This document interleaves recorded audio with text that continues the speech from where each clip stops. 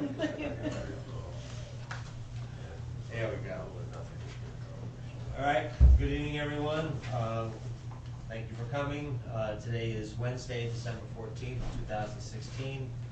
This is the TriTown meeting where the representatives of 3 towns, the school district, and the school committee get together and chat about things.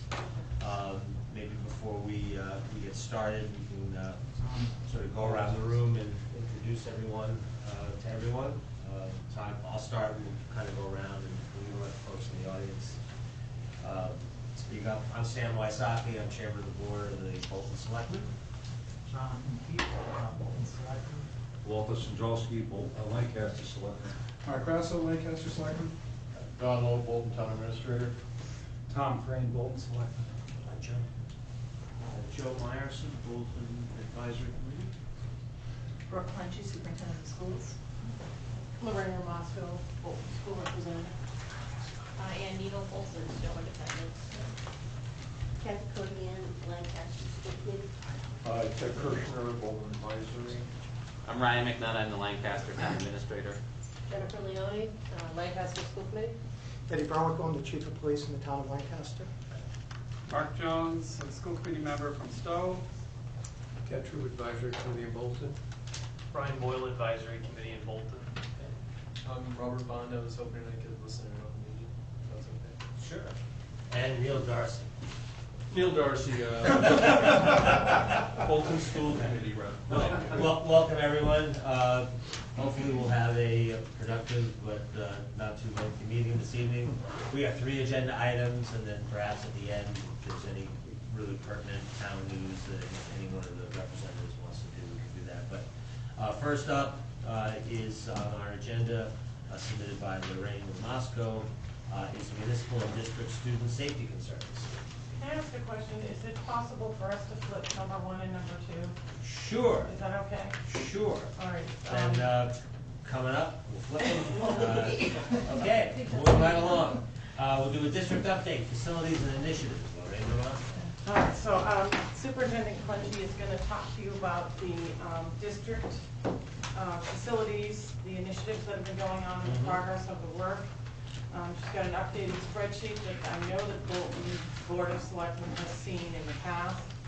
And just while you're getting prepared for that, the things that are coming up relatively soon is the administration is working with their staff and going through their line items on the budget and really looking at that. We won't get the budget until January. We are working to make sure that we get a more visible experience with the budget this year.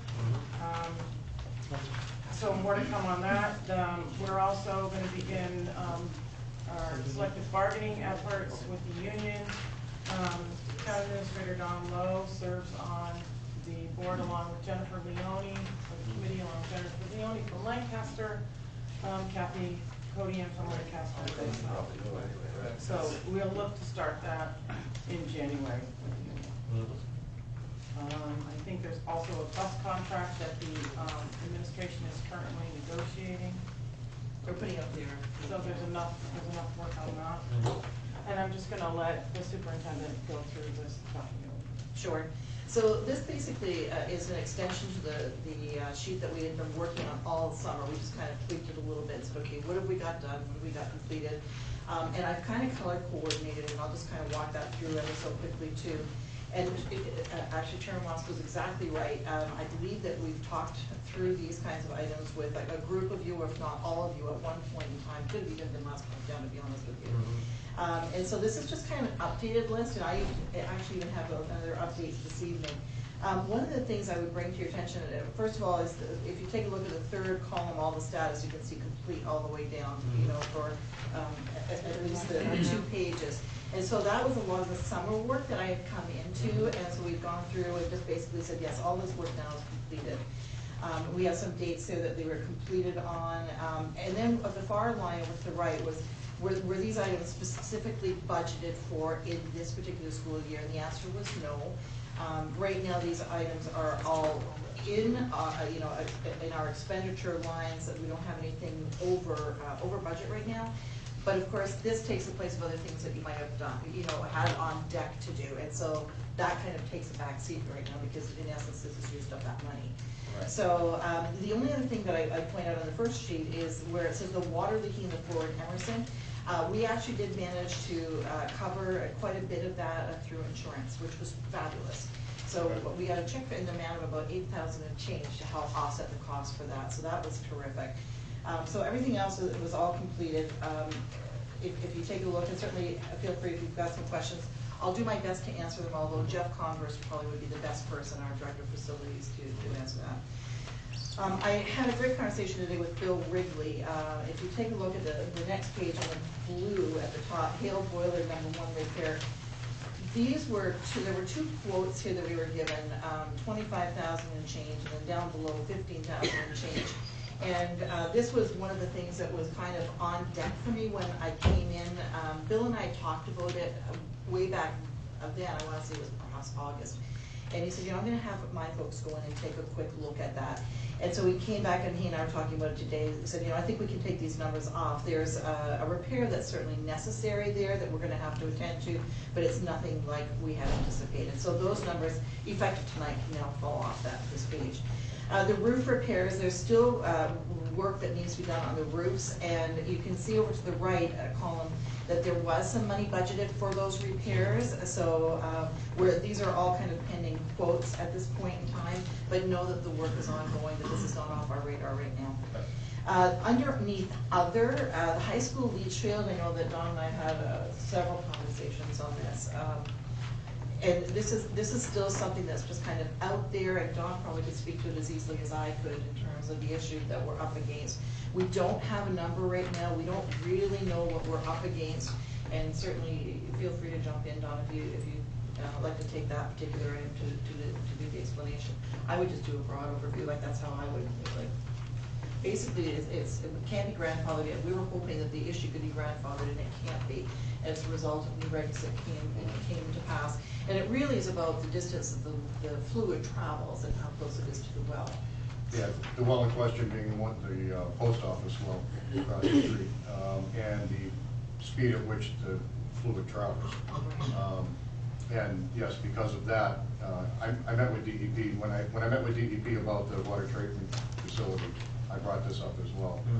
And it's certainly on their radar screen. They want to see the district moving forward as quickly as possible. And it's not, depending on what the solution is going to be, they're pretty much going to have to relocate the filtration, the leach field, and the pump or the treatment facility. So where it's going to be relocated to, I don't know. I had Whitewater with us when we were addressing the water treatment facility. They are familiar with the issue.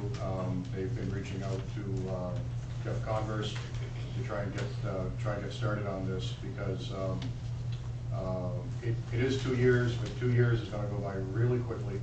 And I know at the meeting that I had that they expressed concerns that we perhaps weren't, that the district wasn't perhaps as far along as it would like to have seen. So I know, but this is something that that they communicated, and with the 2-year window, there were things that needed to get done more quickly, so the district couldn't get to it right away. It wasn't that they didn't want to. So now, in a position of playing catch up, and the superintendent's correct, it's very premature to talk about a cost estimate or anything like that. And I do know that that they're evaluating different options. What's great is that Whitewater, they're up from Whitewater, is totally up to speed on this and knows exactly what the next steps are that need to take place. And if you see the $5,000 there allocated, this was because he actually had told us, I want to say in August or September, that it probably would cost us about $5,000 to have a look at and examine options. So that's what that money is there for. Now, is this the treatment facility, if you're looking at the school, is in the front, to the left, close to the post office? Right. So just going through that list, the high school temporary tank rental, that may fall off as well, so that's something that's kind of tentative in there. Going down below on deck, these are still things that we're looking at. I don't think I necessarily need to go through all of them, but I'm certainly happy to give a broad overview on any of them. The high school tank corrosion, I may just, if I can just talk about that just ever so briefly. This is the tank that is actually buried, and we actually had to make some, do some repairs on it this summer, which we did. But the problem apparently, from what I'm being told, is that it tends to fill up with water, and it was not attached appropriately, and so it becomes buoyant as water gets in there. And so that's actually how the top part of the piece got broken. And so for us to just fix it, like just the piece that's broken makes no sense. We need to go and fix the issue. So just so that you know, that's on our radar as well. Is that from oil tank? It is, yes, that's my understanding. So, and I think it's right at the back of the school on the right-hand side. And let me just quickly check. You'll see that I also have a Florence Sawyer boiler just on there. I'm not sure whether you want to speak to that piece at all or bring it up. I can certainly tee it up just to say that this is, in some ways, very much like the Emerson boiler. It's a boiler that's, I think, maybe past its prime in some ways and needs us to be taking a second look at. So I think that, again, Don and I have been in contact certainly with Earl as well about this, and Jeff on our side. So I don't know if there's anything you want to add to that, because that's still pretty preliminary. I think the only thing I'll add is not one boiler, it's multiple boilers. We're looking at 3 or 4 probably. And I am hopeful that if we get the Green Community Grant, that we can use those funds to replace the boilers to make an appropriation. And I'm still researching that. I do know that I've been told that if we do that, we would need to get rid of well, we would have to switch over to propane rather than go with oil, because it's less, it's a smaller pollutant and it's more efficient. And I'm well aware that propane is more expensive than oil, but I'm told that that what we pay for in addition to the cost of the fuel, we make up for in efficiency. I haven't seen the numbers yet, but that's what I've been told. Just below the Florence Sawyer boilers is it says district-wide emergency task force recommendations. We have had a great task force, and with all of our police involved. We've had the fire chiefs and representatives involved, and they actually reported out to our school committee at the last meeting, and they have 4 very specific recommendations. And depending on what the school committee decides as the next step forward, will have a bearing on whatever number that we put into that block right there. So they mentioned, for example, the repeater system as a potential. There's a special door lock that we've been looking at that the task force feels very strongly about, that would go into place in every door across the district. So there are a number of really strong recommendations for the group. So that's why there's a question mark there, but it's on deck for us and we're looking at it. And then, of course, finally, the town of Bolton. I still have the old number of 25,000 rather than 37,000, but certainly we want to thank the town of Bolton.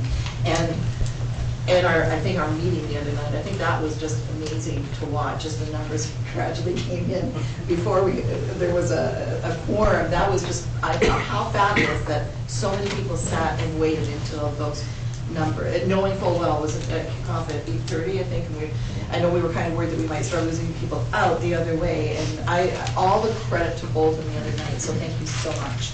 So that's in a quick nutshell, kind of an overarching view.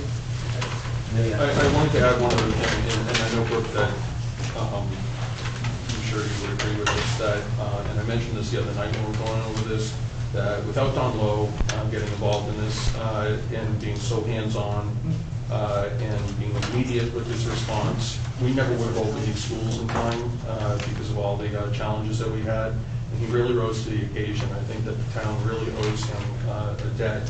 And I'm saying that here because it does affect the district too, obviously.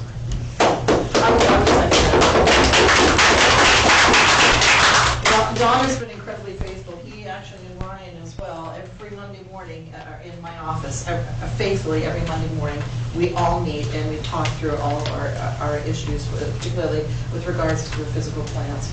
And I am so appreciative of everything that that the gentleman brings. And Bill Wrigley pops in, or I pop into his office like I did today, you know, just to review a couple of things, you know, I've got a list for him, I take it over, so.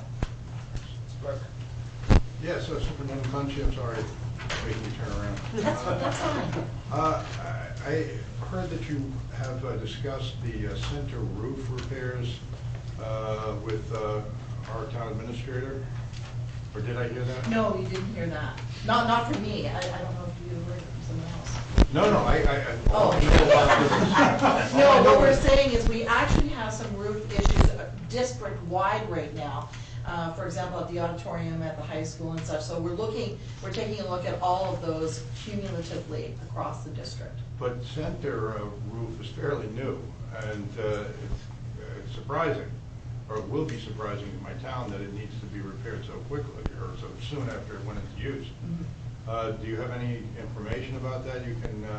No, I wouldn't have anything specific to give you tonight, to be honest with you. I'm just saying that we're looking at all of the roofs across the district right now. So you don't necessarily? So I don't think that center necessarily has a huge issue over there. No, not at all. I apologize. Yeah.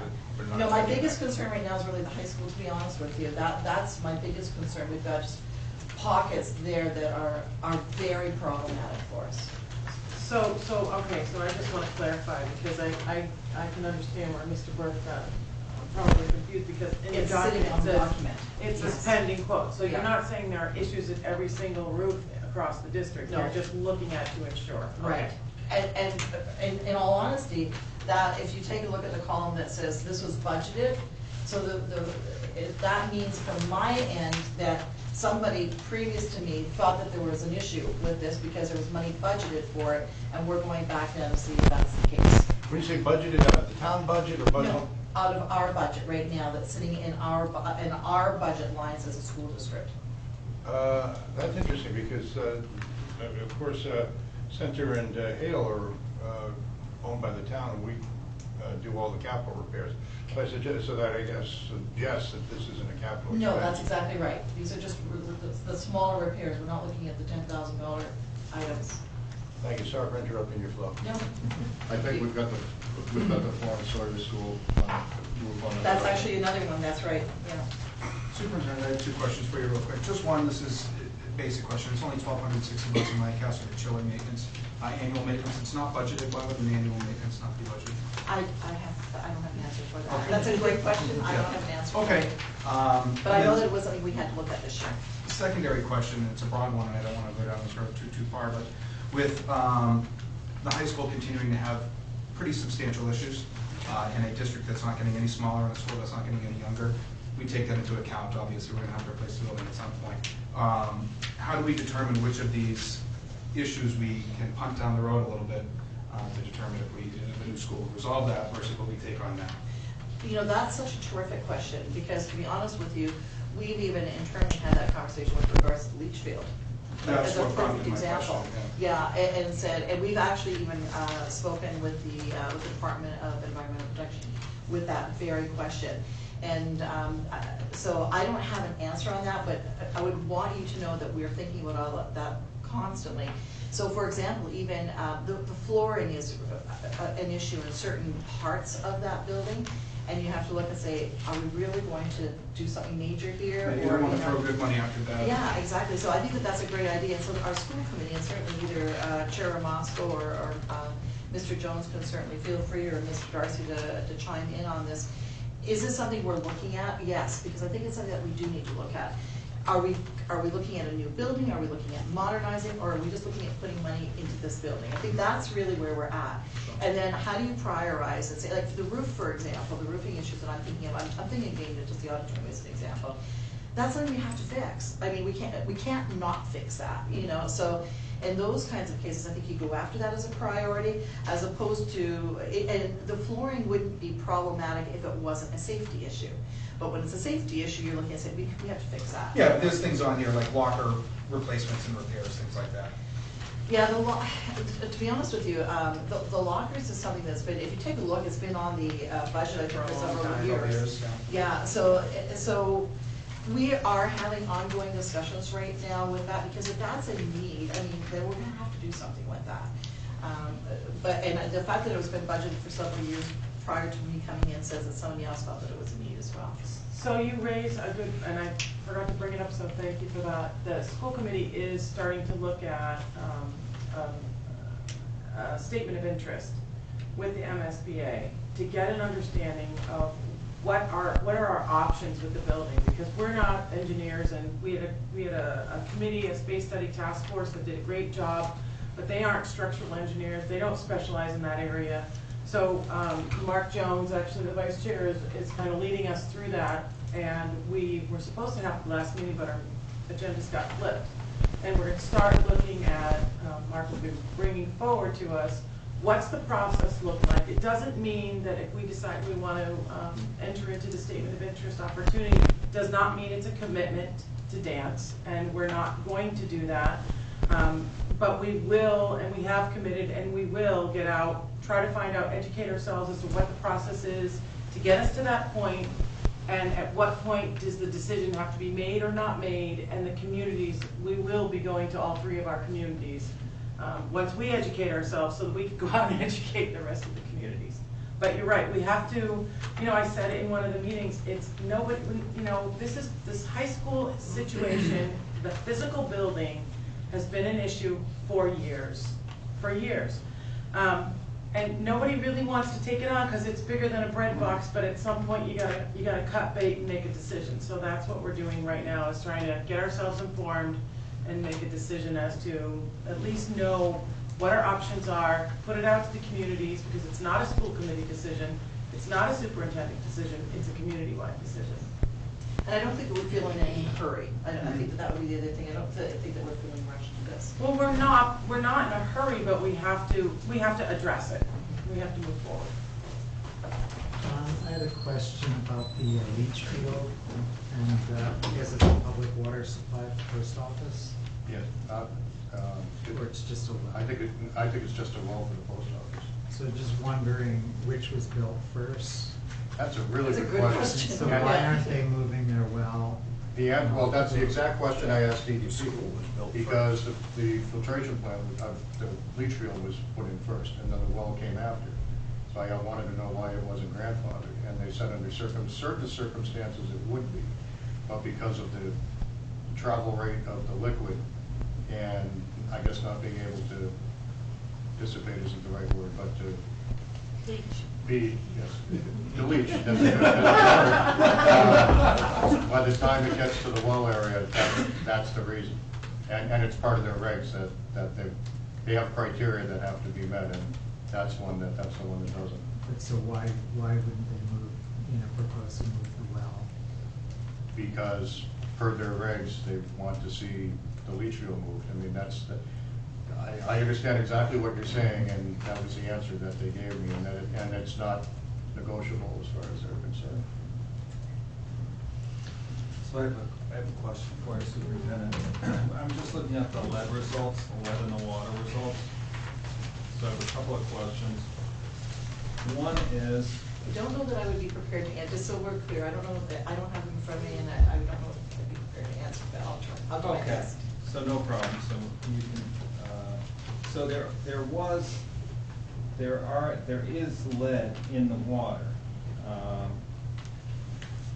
and I didn't know all of these are titled Florence Sawyer School, but this arose as a result of questions on Emerson. So I assume that they just titled these wrong, or did we only do Florence Sawyer? No, my understanding is that we did both. Okay, so all the reports say Florence Sawyer, but I thought maybe they thought they were both, I'll do a quick check though on that. Yeah, so, but some of them,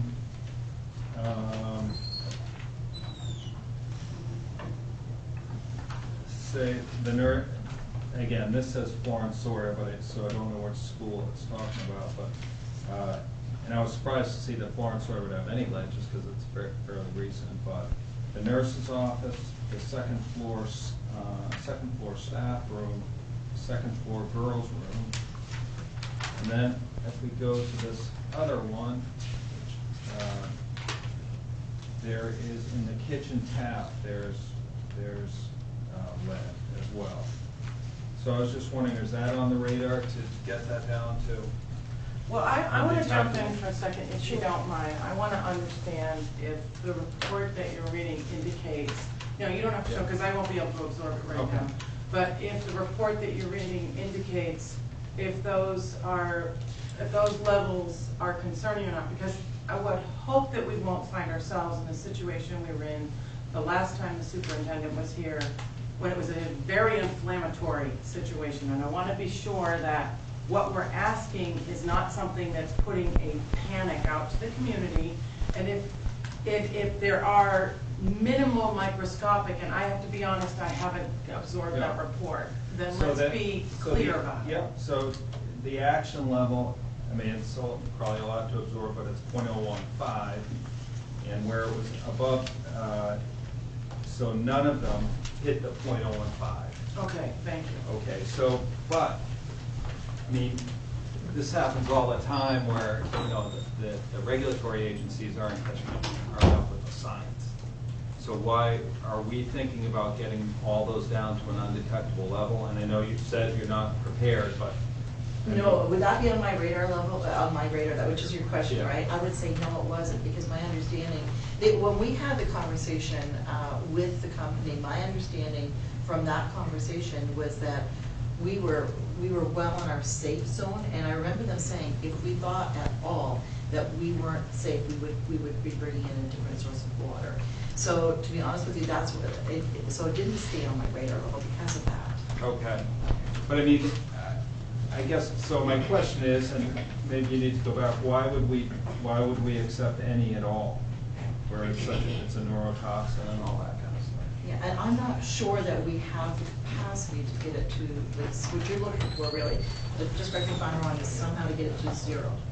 Well, So there's absolutely no trace. well, Is that there's an what you're asking? undetectable level, they call it, and that's less, and a lot of them are under the detectable level. But where it is detectable, especially in things like the kitchen, I mean, would we, you know, or it's undoubtedly in a few years they'll say, you know, it should be zero or whatever, but have you looked at that, trying to get it to an undetectable level? No. Any, I can certainly look into it, Yeah. but right now, no, was it something that had risen to the level of, gee, we need to go up. If we felt that we had, that we needed to, or we should, or we had to, we definitely would. Right. So. no, I mean, but no matter what the level is, like, who would want their child drinking that water? No, I hear what you're saying. I hear what you're saying. And I have a follow-up question.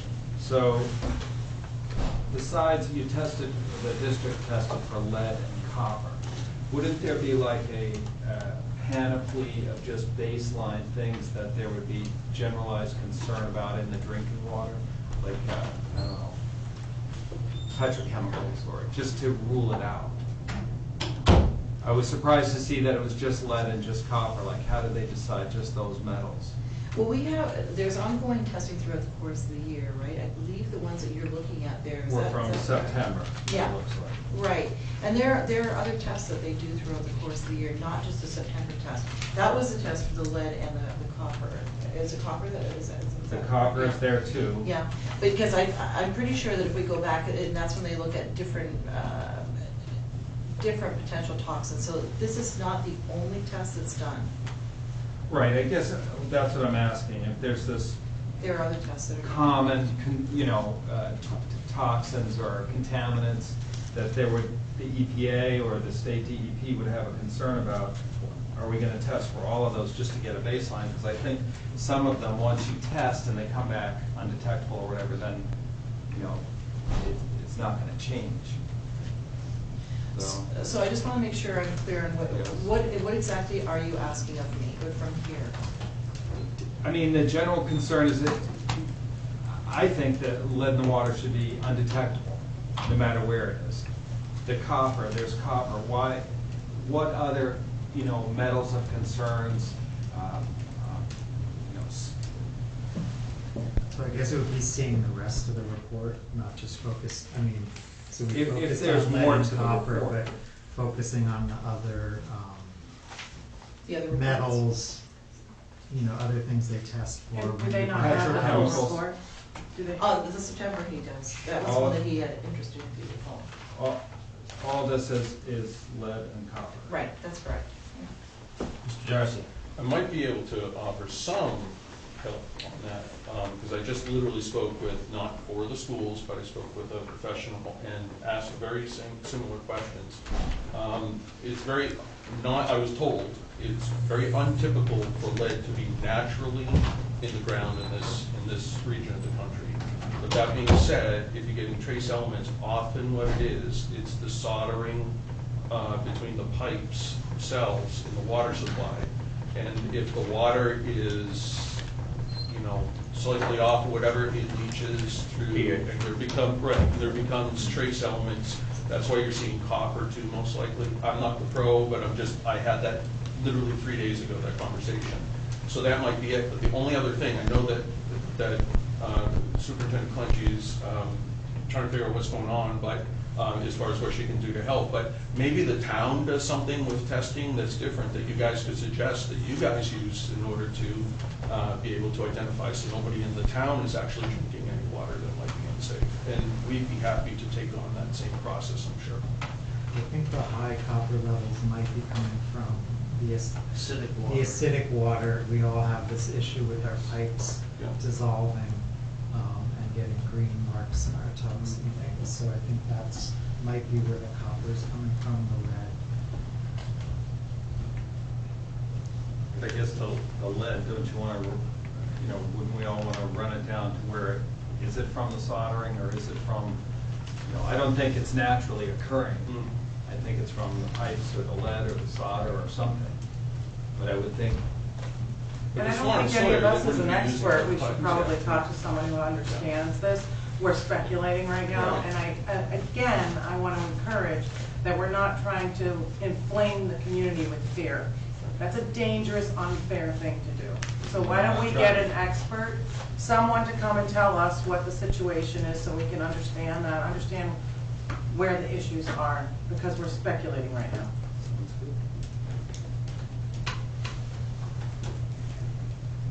Anything else as far as updates? As far as those updates are concerned, I think that's it, unless you have more questions for us.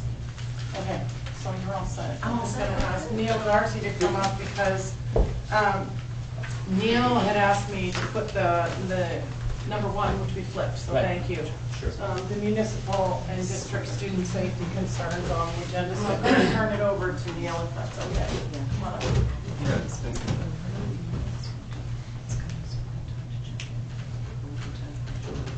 Have a seat. Thank you. So the reason that I'm here today is just to make sure that everyone is online here, all of the selectmen in the town, in the district. The SRO, you probably know at the high school, left recently. Who's the safety resource officer that's been at the high school part-time for a while now, went full-time recently, and there's a bit of a backstory, I think, that needs to actually also let them, because this affects all the towns here. It's, in my opinion, there's been a bit of a lack of transparency regarding this whole situation. I'm going to go back to June. So in June, and I'm going to read this, it's lame, but it's a little complex and I don't want to screw it up here. So in June, I was contacted by Bolton Selectman Mr. Keefe. He contacted me via email regarding a high school safety resource officer. The email suggested essentially that the police, in particular the SRO, were involved in profiling and treating a group of students inequitably with tactics of force that would not be considered for the rest of the student body. It seemed to me that based on some of the political situations in the town at the time, I know the chief was having a tough time being confirmed, that this might have a little bit more to do with other things dealing with the Bolton police. But I did respond to Mr. Keefe, and I invited to discuss concerns further and let him know that anything that deals with police matters should be discussed with the police. I didn't hear anything else, but soon after, Mr. Keith reached out to the Director of Pupil Services directly, which is an employee of the district.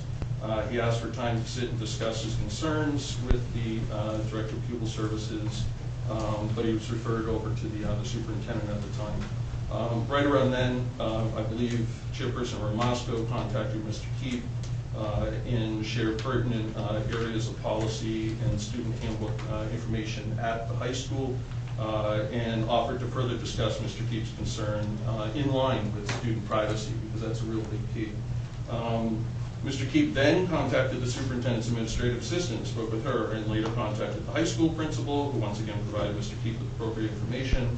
The superintendent emailed Mr. Keith and once again invited discussion, but asked that he not be contacting employees of the district in official capacity. And an email was sent to the selectman chair of Bolton and the town administrator to make sure that they were aware of what was going on. Frankly, I was at the SRO when I was at his goodbye party that the other kids were having at the high school. This is not a guy that was despised, disliked, or anything. There were hundreds of kids that were there. There were tears, there were hugs, there were high fives, faculty turned out. This is a guy who did not want to leave the school district. This is a guy who felt that he was a political football and that he had to leave the school district. He took a pay cut, and he told me that it was okay to actually say that tonight. He took a pay cut to leave the district because he did not want to be involved in these politics that are hitting this town right now with the police. And now it's coming out, it's spilling out into the districts. It's involving the school district itself, it's involving the other towns, because the SRO is a really key piece for all the kids in this school district. And I don't think that one specific town has the right to do all this without bringing you all into the circle. If I can offer something real quick. Yeah, sure. My mother's an employee at the high school, I have a sister at the high school. I know a lot of them, so what you're saying is dead on. That SRO, I've never met him, is going to be sorely missed. I will offer, your assessment here is that he's being used as political football. I don't know the details, but I can tell you that his professionalism up to the end was my question, and he did not acknowledge that to anybody, that he felt as though he was a political football, and I commend him for that, because it's a difficult position to be put in. So he was the utmost professional to the end. So I had some people talking with me at this party, and as far as the law enforcement aspect of what he had to do, that was such a minuscule part of his job. The resource and the resource officer is what's been used. This is a guy who is out dealing with kids that are at risk on a daily basis. The kids that feel isolated. We've had issues with the So he's providing comfort and help with kids that are struggling with all kinds of issues. That's the surface thing, and you could see that at that party, the way he was touched. But I'm going to also bring up something else too. We had a student at-risk survey that comes out every couple of years. We've got drugs in the high school. We've got kids that are using. Please. No, like everywhere else. My point is that we might be small towns, but we still have big city issues. And it's not anything that's abnormal. But I invite anyone to look at the at-risk surveys and understand that we have real concerns on that level. And fortunately, our SRO has had to use his professional capacity as a law enforcement officer very seldom. I'm going to jump in for a second, because I think that the Lancaster police chief is here, and I really appreciate that. And I think that one of the things that you're getting at is the necessity and the how the SRO has become part of the fabric of that school, and how the SRO has become part of the community in the school and the broader community, and how the students don't see the SRO as a police officer, they see him as a resource. Well, he's like a food service professional, a teacher, a custodian, they all serve a purpose within the school to create that community. Exactly, and when we were all at, many of us were at that, and there were kids, you could see the pictures, we have video, but I think it would be important for people to understand the function of the SRO, because I think people think it's a police officer and they automatically go to that other extreme. So do you mind? But no, because there's one more very brief thing. Wait a minute. Would you mind though if we have the chief just say 2 words, because I don't Sure. want to, but go ahead. Okay, so, there's another layer to this too, because, and this is part of the reason why I'm bringing this up tonight. Tomorrow on the agenda, for the Bolton Selectmen meeting, we're dealing with school policy, we're dealing with district policy, and I believe, I can't remember what it is, but it has to do with, what to do with troubled kids and how we handle them. And again, now we're crossing lines. We're going into a regional school district. I'm not sure if there's a clear understanding what a regional school district is and what a town is, and the authority that the 2 towns have. But it's really funky because we're not sitting there in the school committee meetings discussing town policy in there. And that's just, in essence, what's happening. And I think that the bigger picture is here that the SRO position is in jeopardy. We have a Bolton police officer that's being used for that, and I believe that position is being hunted down itself, because now we have a different SRO in that position, but the conversation is still continuing. So it's not been that individual, it's now the position. Can I ask you a question? Sure. So the SRO, the SROs that are at Neshoba are town of Bolton employees. Mm-hmm. So if were there litigation, the town of Bolton would be drawn in. Mm-hmm. Is there an indemnification agreement between the district and the town where the district says we are going to absorb all costs, all judgments, no matter what? That Another discussion, attorney, yeah. that discussion we can have tomorrow night when you Okay. have on your individual town agenda our district policy, and we can talk about that then, but we're not prepared to talk about that Okay, right so I now. have another follow-up to that. There's nothing stopping the school district from hiring their security force. Nothing. Sure. And the towns, no matter which town it was, wouldn't have anything to say about that. So let me ask you a question, and I'm going to jump to the chief in a second because I really think it's important for people to understand from the law enforcement's perspective what an SRO does. Remind me what the question was, because I just What stops you the had a district from question. hiring a security force?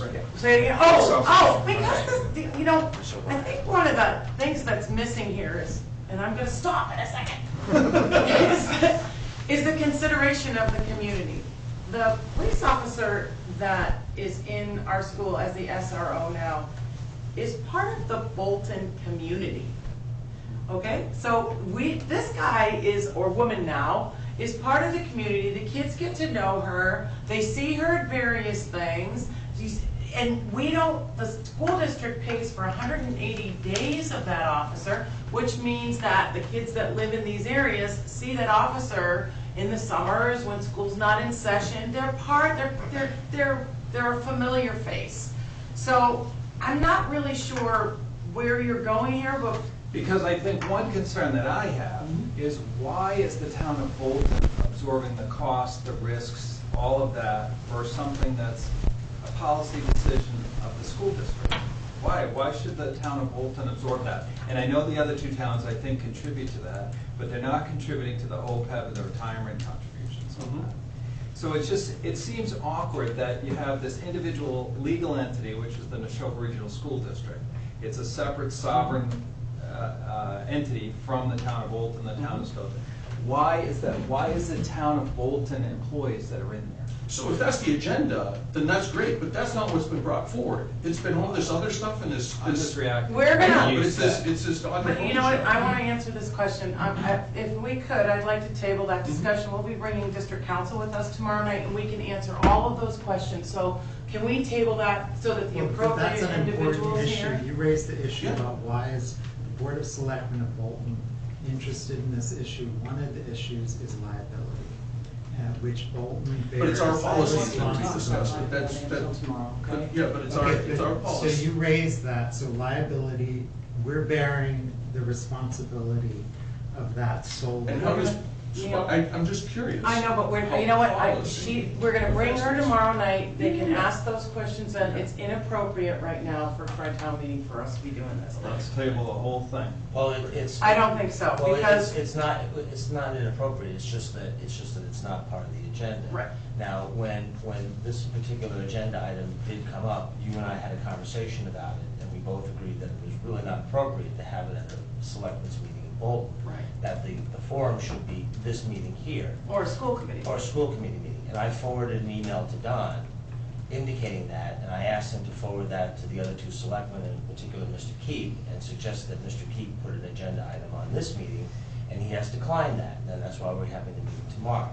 So we will have that discussion, but you're absolutely right. It is not appropriate for the town of Bolton to be having a discussion about policy. It should be a discussion amongst the three towns, the district, and the school committee. And on one issue, and it's not getting into liability, but if that's the rationale, you know, last TriTown that we're at, I pleaded with you about that culvert on Wilder Road. We've got almost 200 students a day that are traveling up and down twice a day across Wilder Road. That, according to the paper, is in risk of imminent catastrophic failure. And we voted for it as a town. We've allocated money for it. It didn't get done. We are allowing dump trucks by the dozens to cross that daily to dump debris over an old trail to fill up the lots. Fact. Thousands of pounds, right, going over that. Did anyone take that into consideration? What about the liability if something does happen to the kids in the school? So to say that you're worried about liability with that, you know, I mean, it kind of flies in the face. Because if you're not taking care of the roads that we've already voted for, and the kids are traveling over that, and there's no concern there, how can, you know, it doesn't jive. I would be glad to discuss the culvert thing. I would, and it's a bridge. Let's not call it a culvert. It spans about a 4-foot section across Wilder Road. It's raised. It's effectively a bridge. If that collapses, What I'm hearing from Neil is that there seems to be inconsistency when it comes to student safety. Absolutely. And that involves Lancaster students that are crossing Wilder Road too. And I apologize for interrupting you. I think that's a separate item. I do want to address some of the issues you raised. And my culvert is. Oh, but that actually isn't. Let's go ahead. So, this is a big issue. What's that? Use of force at the high school is a big issue. So, for me, I think it's really important that the high school administration has a very clear role about their responsibilities for discipline, and that the student resource officer, you know, it's very clear that they're there for public safety and not as the strong arm for the administration. That is So wait, inflammatory. I'm sorry, that is not fair. I'm sorry, I am sorry. I'm not finished. You know what, I'm gonna tell you I listened to something. your We're not gonna statements, and listen I'd to like to you finish. tell us that the police officer is the muscle in the high school. That's not fair. An SRO should not be used by the administration as the muscle. So But you're assuming that they are. If there's a non-compliant student in the hallway without a pass, and the administrator is having problems, the administration needs to be able to deal with that situation. What happened in this case is that the situation escalated and the student was pepper sprayed. Well, Are you gonna stop? You were Stop. talking about students, that's privacy rights. This is a child. Stop. No more. You cannot talk about this. When I That's the proactively called transparency. you and said to you, Mr. Keith, We can talk we about cannot incidents. speak about this We can talk incident. about You said you just violated the child's understood. That's privacy. enough. We can You've talk been about told about that in incidents. an email that was a We violation can talk of about child's privacy. incidents and not specific Come on. people. I think we're done. This is out of control, and this is So why I that's where brought the this up. transparency and the dialogue needs to be. No, Mr. about Keith, that's not fair. And you're escalation. impacting 3 towns, children in 3 towns. That's You need a activist good agenda, that's policy not what the related town, to that's not what use the of towns, force. that's not what the towns, that's not what the parents of these kids at the high school, you know what? The parents of the kids at the high school, they get wind of this, and I gotta tell you, that is gonna be a firestorm for you guys to handle, okay? Because you're chasing the SRO and accusing the SRO of being the strong No, arm. I'm worried about the administration Thanks a and lot the for the time. policies. I'm sorry, I think we're finished. We'll probably be continuing this Pardon? conversation. I don't think it's Chief, in the. would you like to say anything? At Please? this point, I don't think that it'd be an appropriate time for me to say anything. I think I'll reserve that. Thank you.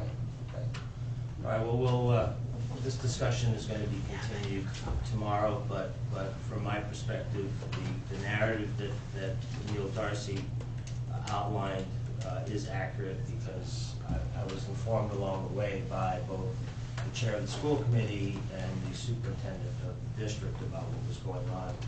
And from my viewpoint and standpoint, this is just another example of working behind the back of the Board of Selectmen and the town administrator. You know, this whole notion that these two gentlemen went on transparency, nothing could be further from the truth. You two have been operating behind the scenes and behind the backs of everybody with this issue, with the culvert issue, and every other issue. Yeah, and that is untrue, and you're violating the rules of this body that we adopted 10 years ago. Yeah. I don't think there's an ethical issue about calling up the representatives of the school committee to talk about use of force. I don't think there's an ethical issue of me calling up the superintendent. But you didn't call me, I called you. You've never reached out to me, you've never called, you've never asked to meet with the school committee, and you've never asked to meet with the policy committee. If I were calling, you know, the principal at the high school and saying, you know, I want my child in an honors class or on varsity, that would be unethical. But calling up to talk about use of force and use of force policies is part of my job. It's part of researching, getting information for this meeting. And you can characterize it as going behind the backs of Don Lowe and other Board of Selectmen members, but I feel like I'm doing my job. You know what, no one's saying that you're not doing your job, but I will be happy to make public, as long as the attorneys can take a look at it and redact anything that's sensitive, the emails that were going back and forth, because what you're talking about and what you were talking about with the SPED director, with me, with Neil, when I called you proactive, you never called me, with the superintendent's office, is a particular individual student incident. And that, as I said to you, we can't talk about that. Once it goes to the police force, it's done, we're out, and we're not gonna talk about it again. Other schools do it differently, But if you wanted to talk about a policy, then why didn't you let me know that? You never said to me you wanted to talk about a policy. Other schools handle use of force differently and much more, you know, proactively. So if you wanted to discuss a school night. Committee policy, please contact me. I will either hook you up with the policy committee or the full school committee. But to do it in an open session, in a public forum, and to throw accusations is unfair to every student and every teacher that is in this district. That's unfair. I tried to speak to a whole bunch of people, about a particular student incident. No, about general use of force, and I was That's just not what your emails said. I'm happy to make those public once our attorney reviews them. If you're pepper spraying a student, it's a failure of use of force. I'm just going to say that. We are not pepper spraying children, and you're speaking about an incident, Jonathan. I have spoken to other school districts, and they are very clear that this was a failure. And you need to look at it more critically as a failure. That's not the way you deal with students. You know what? I think that this discussion is so far gone right now, and the comments that you're making about what went on in an incident that I wasn't at, that you weren't at, you're not an officer, you're not an administrator. There should be reports. Everybody involved should write a report. Okay, so now you're going to tell us what our policies have changed. This is what other Why don't you schools send do. me an email This is or what other call schools me, do. and we can have you sit with the policy committee and you can share those thoughts or put them in writing. But why would you bring these types of things up where there's no opportunity for us to have a civil discussion, but you're bringing it up in a public session so that everyone can hear whatever it is that your issue is and however you want to tweak it. But it's not fair, Jonathan, because you haven't given the administration a chance to speak. You haven't given the school district a chance to sit down and talk with you to understand what your issues are. I've been trying to speak to you since June. That is not true. It's true. Because if you were trying to speak with me, you know I'm the one who reached out to you to find out what I could do to help you. You know I'm the one that sent you the email with the attached information. You never proactively reached out to me. So be honest about it. That's not what happened. I am happy. I would love to set up a meeting for you to come and talk to us.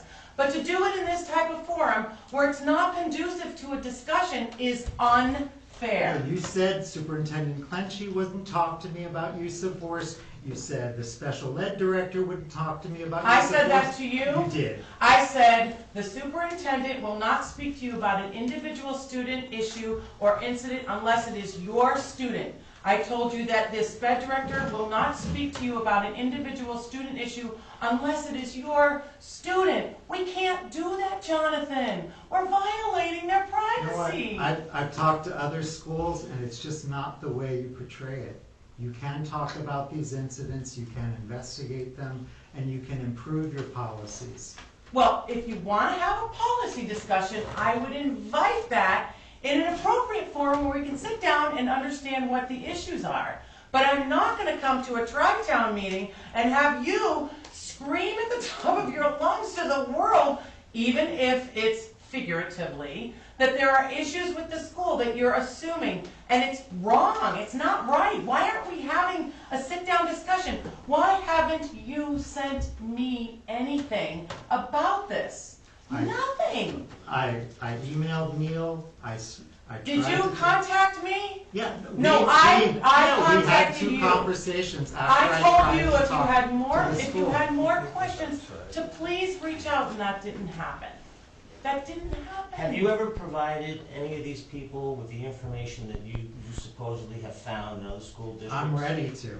I'm Oh, now. Well, send it over. Oh, so you're making accusations that I'm that not everyone making else is doing? accusations. No, There's an event that happened. Forget about the and- event. Yeah. Forget about the event. You've made accusations that what they're doing is wrong and other school districts are doing it right. And you have all this information, just like all the people that are coming to you and saying everything wrong with this town, but we have not gotten one shred of any information, no fact, no Stick to nothing. this situation. It's a trend. We will be How- happy to look at anything, any of the selectmen from any of the 3 towns send us, any of you, but you must understand that because you decide that the school district is doing something wrong for 3 towns worth of kids, doesn't necessarily mean that it is so.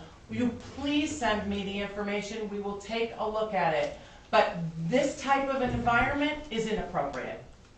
I think we need I to. disagree. Lorraine, before sorry. you go, Yep. obviously this inflames community sentiment, right? Yep. So we're gonna have to be more involved moving forward, I think, all the Please. communities. I would welcome your Absolutely. involvement. Absolutely. Thank you so much. Thank you. At school committee.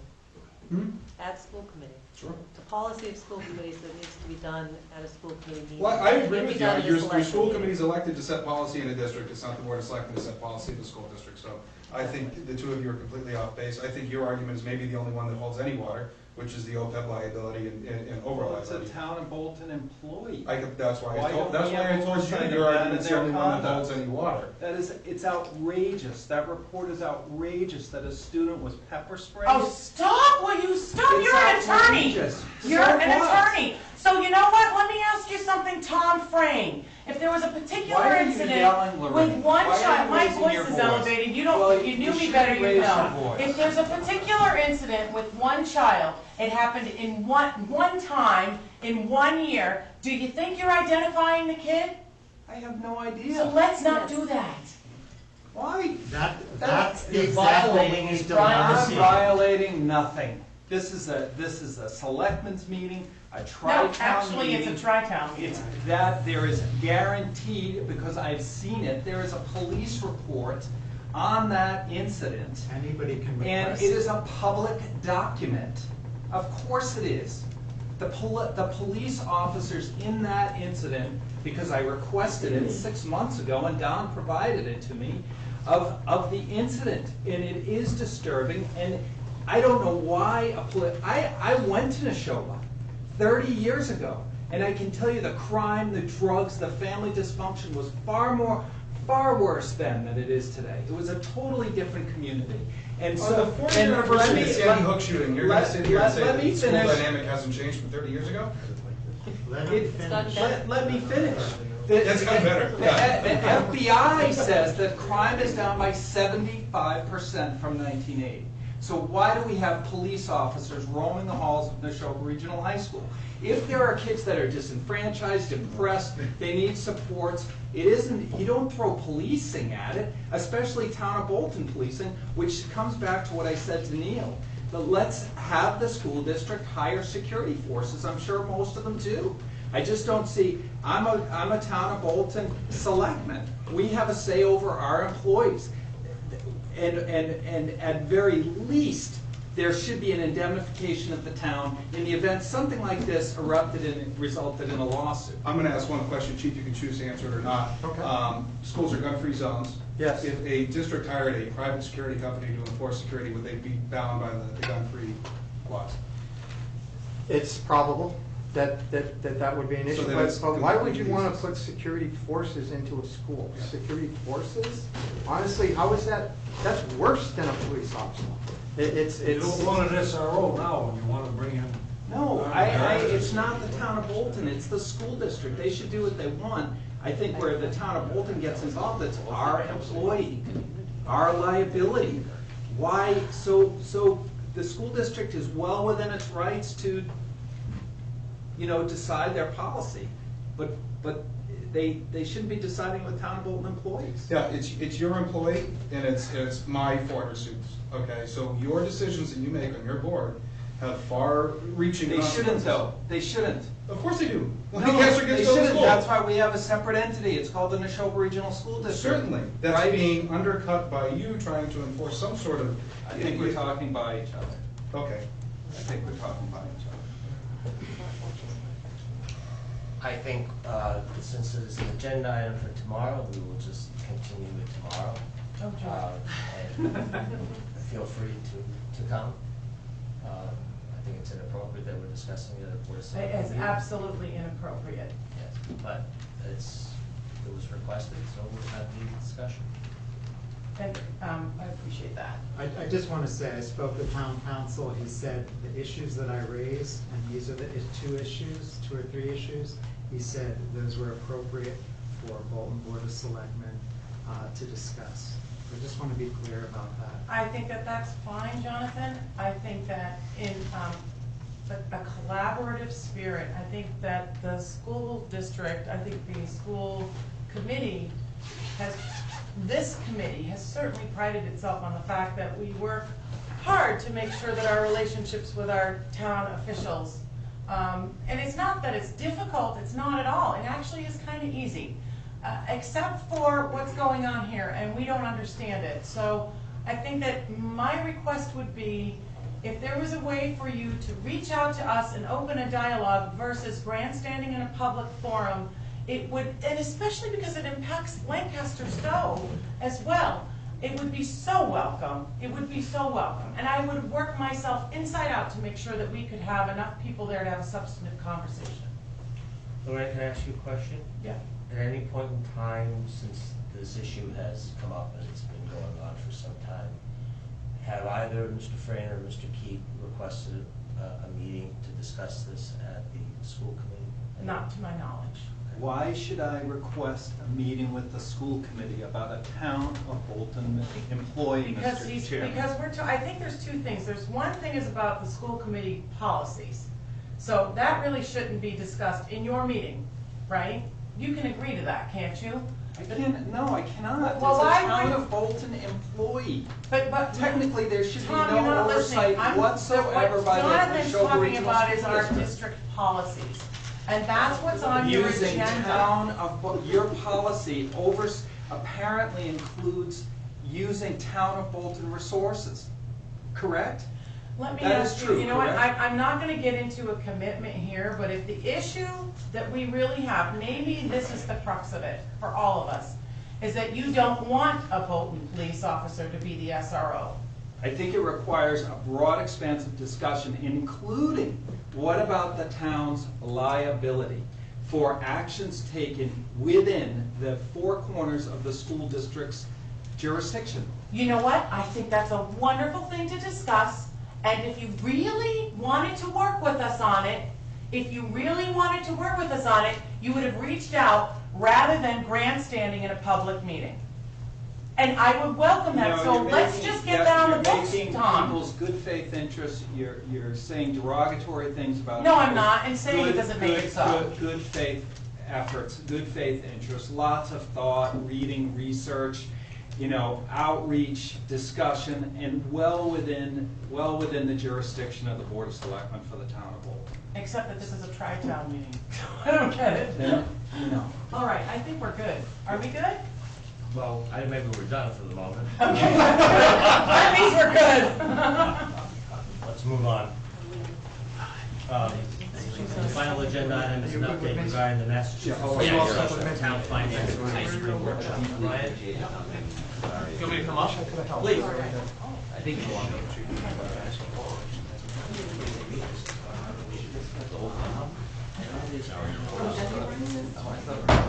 Why did Walter leave? Two of those solar powered speeds. Four now. Do you want us to step outside? We can Please, step yes. outside. I apologize. Thank you very much. Thank you very I appreciate much. the opportunity to present. Good to see you. Thank you. Thanks. Thank you. All right. So I just want You're up. Yeah. Thank God.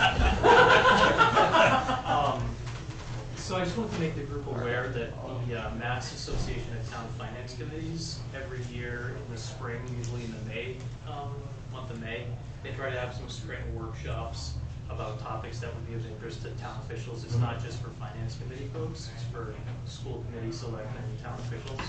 So they actually asked me to reach out to the TriTown area because they would like to have a meeting in this part of the state. Every year they try to have a different parts of the state. So I just wanted to throw it out to find out if there were topics that folks would be interested in them addressing at this sort of a session. Usually what they do is they take one topic and they bring in a speaker or two who can drill down, provide some expert advice. But we're early enough in the plan that we can get ideas from people now. So I guess I would just say if people have ideas now, let me know. Otherwise, you can email me. Do you have anything from past workshops, like some of the topics that were discussed, just to give us an idea of the kinds of things that have been discussed in the past? Yeah, so for example, there's been efforts to regionalize various services, like regional dispatches, for example. So I believe that they had a session on the logistics of how you craft a regional agreement for dispatch services. And they did say that they would be interested in doing a topic focused on regional issues. So I think it would be great for the TriTown to think about things that would be of interest. Yeah, okay. All right, that's it. Thank you. Thank you. I think,